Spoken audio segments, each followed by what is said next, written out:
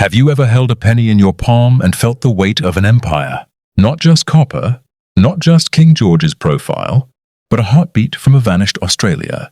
An Australia of steam trains, wool bales, gum-booted shearers, and dusty country racetracks where the totalizator clacked like a machine gun. What if I told you that right now, buried in the bottom of your late grandfather's tobacco tin, rattling inside an old biscuit box under Grandma's bed, or masquerading as a spacer in the back of a dusty picture frame, lies a single bronze disc that could buy you a harbourside mansion in Sydney. Cash, no mortgage, no questions asked. Welcome back to the Coins Studio, the only place on the internet where yesterday's pocket lint becomes tomorrow's winning lottery ticket. Tonight we're cracking open the vault on the 5 most coveted, most whispered about, most goosebump-inducing Australian pennies ever to escape the mint's gates. These aren't coins.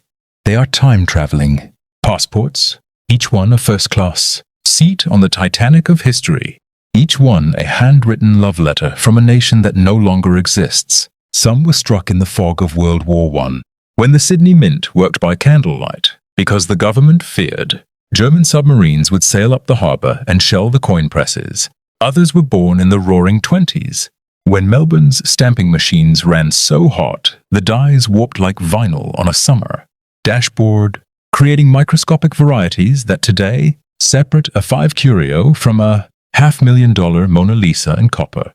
And one, oh, you better buckle up for this one, was almost melted into shell casings in 1942, saved only because a 19-year-old apprentice hid 13 pristine examples in his lunch tin moments before the bullion truck arrived. 13 coins. Only 3 survive. And the last one that sold? It went under the hammer for $650,000, and the buyer paid in Bitcoin within 11 minutes. Stay until the final second, because I'm going to show you exactly how to spot these unicorns with a 20 loupe and a desk lamp, and I'll reveal the one dead simple test that 99% of experts on TikTok get wrong, costing hopeful sellers hundreds of thousands in under-the-table losses. Ready? Let the hunt begin. Coin number 1, brace yourself, 1914. On the surface, it looks like any other chocolate brown penny your fingers have skimmed across a milk cafe counter. Flip it. Look closer. See the delicate tracery of the kangaroo's haunch? See how the second A in Australia seems to wink at you? Its inner serif softly doubled, as though the die itself shrugged during the strike. That micro-doubling, no thicker than a koala's whisker, is the fingerprint of the very first penny batch the Melbourne Mint ever produced after the Sydney branch closed its doors forever. Historians call it the Farewell Sydney variety. Only 400 specimens entered circulation before the chief engraver noticed the hub misalignment and ordered the dies destroyed. Most were spent during the Great War on Anzac biscuits and candle stubs, worn down to slick river stones. But a tiny cohort, fewer than 22 examples, escaped commerce, tucked into soldiers' pay envelopes, posted home to mothers who slipped them into hymn books for luck. Today, finding one in mint red, copper still blazing, like an outback sunset, feels like spotting a thylacine loping across the Nullarbor. When the 4th finest known piece appeared at the Perth Money Expo last July, bidding started at $200K and didn't stop until the digital board flashed. $650,000. The room fell silent. Someone dropped a meat pie. The winner, a 27-year-old shearer from Dubbo who recognized the doubling from this very channel, walked straight out of the auction and quit shearing forever. If you think that's wild, wait until you hear how the 1919 penny almost bankrupted a Hollywood star. Coin number 2, 1919. Picture this. It's 1919. Spanish flu is ravaging the docks. Returned servicemen are rioting over beer prices. And the Melbourne Mint is running 24-hour shifts because the government needs a small change to pay war gratitude stipends.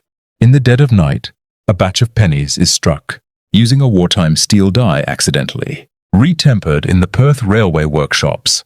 The result? A coin that glows gunmetal blue under LED light. The kangaroo's tail so sharply defined you can count individual hairs. Collectors nickname it the Blue Digger. Rumor swirled that the entire mintage just while 600 pieces were shipped to Adelaide to calm a run on the banks, then dispersed through country, circuits so remote that even today, metal detectorists unearth them in wheatbelt towns with one pub and no mobile reception. The finest known, graded PCGS MS65 BN surfaced in a deceased estate jam jar in Kimba, South Australia, coated with 80 years of golden syrup residue. After 3 weeks of ultrasonic baths and cotton swab surgery, it emerged. Pristine, chocolate velvet fields. A portrait of King George so lifelike you expect him to blink. Reserve was $300K. Bidders from London, Beijing and Nashville slugged it out for 8 electrifying minutes. Hammer fell at $520,000, plus 20% buyer's premium, smashing the previous record for a brown coin by $97K. The neighbor who'd lent the family a ladder so they could clean the gutters? They received a brand new Land Cruiser as a thank you. That's the power of knowing what to look for. A syrupy penny, a kind heart, and a lifetime of mortgage-free Saturdays. Coin number 3, 1922. Now we're stepping into folklore territory. The 1922 penny was never supposed to exist. Mint records clearly state, no pennies struck 1922, 1-cent pieces substituted. Yet, they do exist. In 1963, a 12-year-old schoolboy named Kevin Duffy found one in his school's coin collection. Drive. Thought it was foreign. Spent it on a Sunny Boy. Fast forward to 1987. The same coin. Identified by a unique rim cut at 4 o'clock, sold in a hot, cramped room above a suburban RSL for $14,000, making front-page news. Today, only 6 are known. Theories abound. Clandestine strike to test revised alloy after 1921 die disasters. Private pattern struck for a royal visit that never happened. Even a midnight strike by mint workers as a retirement memento for the foreman, who lost 3 fingers to a flywheel. Whatever the truth, the market has spoken. When the Ellesmere specimen, graded AU 58, lovely mahogany tone, crossed the block in June, phones lit up like pokies. $480,000. Paid by a syndicate of crypto millionaires who plan to tokenize it. Into 10,000 NFTs, ironic, turning the coin that shouldn't exist into digital ghosts that do. Physical coin vaulted in Singapore, temperature 18 degrees C, humidity 45%. They flew it there in business class. Its own seat, seat-belted, cabin crew instructed not to wake it. And yes, they paid frequent flyer points for the privilege. If you stumble across a 1922, even in scruffy VG, you're still looking at a mid-5-figure payday, enough to swap your 2003 Commodore for a 2024 Tesla and still have change for Rego. Coin number 4, 1926. This is the penny that launched 1,000 metal detectors, struck during the height of the Melbourne Mint's experimental year, when Chief Metallurgist Dr. Phyllis Hargrave secretly added a trace of manganese to the bronze, mixed to combat striking cracks. The result? A coin that tone tarnishes into the most hypnotic spectrum of peacock greens, purples and blood oranges ever seen on Australian copper. Collectors call it the Outback Aurora. Problem: the alloy was so brittle that fresh dies shattered after roughly 6,000 strikes. Production halted. The entire run was quietly released into suburban Melbourne circulation. No records kept. For decades, the 1926 was just another date in the folder, until 98, when a detectorist pulled a blazing MS-64 RB from the sands of St. Kilda Beach, still shimmering like petrol on a puddle. That single find rewrote the catalogue overnight. Today, only 35 verified examples survive across all grades. When the Bell Financial Group deaccessioned theirs, an outrageous MS-65 RD with full mint bloom, bidders packed the Sheraton ballroom shoulder to shoulder. At $320,000, the hammer fell.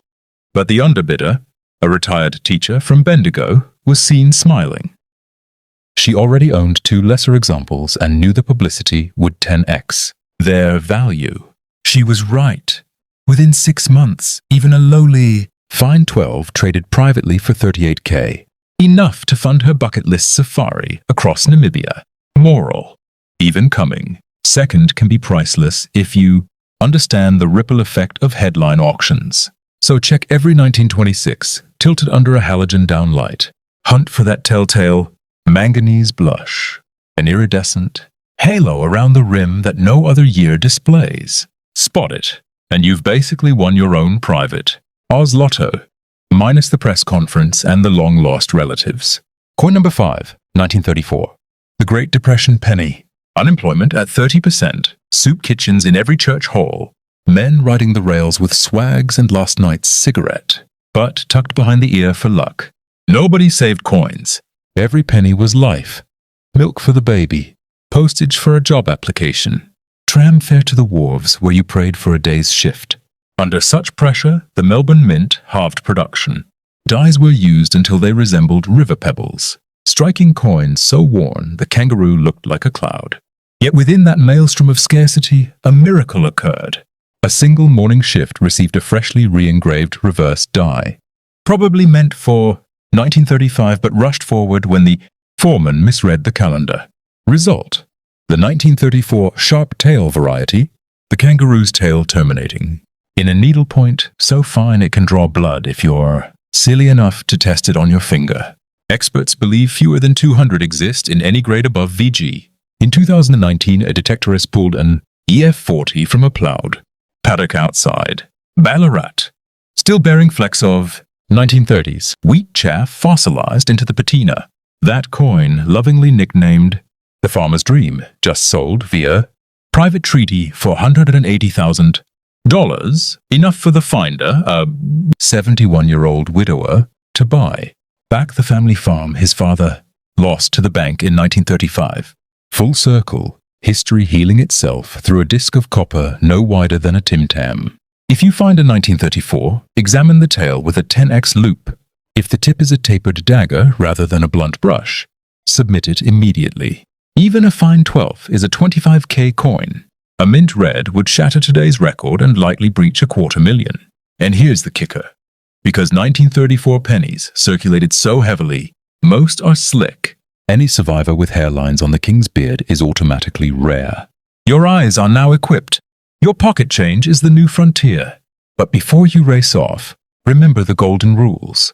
Never clean a coin. One wipe with a silver polish cloth can erase 50,000 faster than a crypto crash. Store raw coins in safflips, not PVC plastic sleeves that sweat acid like a bushwalker in January. And photograph both sides in 600 dpi before you even show a dealer. Provenance starts the moment you find it, not when you walk into a shop. We've just journeyed through $2.13 million worth of bronze, 5 pennies that could fit inside a single film. Canister yet command more than a waterfront apartment. From the shadowy doubling of 1914 to the Technicolor blaze of 1926, from the ghost mintage of 1922 to the Depression era. Daggertail of 1934. These coins prove that history isn't locked in textbooks, it's jingling in your junk drawer. So next time you're handed change at the corner milk bar, slow down. Feel the weight. Study the date. Rotate it under the fluoro light. Because somewhere out there, probably in a regional town whose name Google autocorrects to something else, a penny is waiting, scuffed, ignored, maybe stuck to a piece of old chewing gum, and it carries a story that ends with you waving goodbye to your boss forever. If this video armed you with the knowledge to change your bloodline's financial trajectory, smash that subscribe button harder than a 1926 brittle die, ring the bell so you never miss a discovery, and drop a comment telling us which coin you're hunting first. Share this with your relos, your barber, your local footy club, because the next life-altering find might belong to the person sitting next to you right now, sipping a flat white, unaware that their pocket contains a one-way ticket to destiny.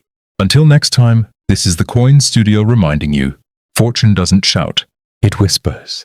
And it's whispering through 3.11 grams of Australian copper. Keep your eyes open, your loupe clean, and your heart brave enough to believe that the smallest coin can hold the biggest future.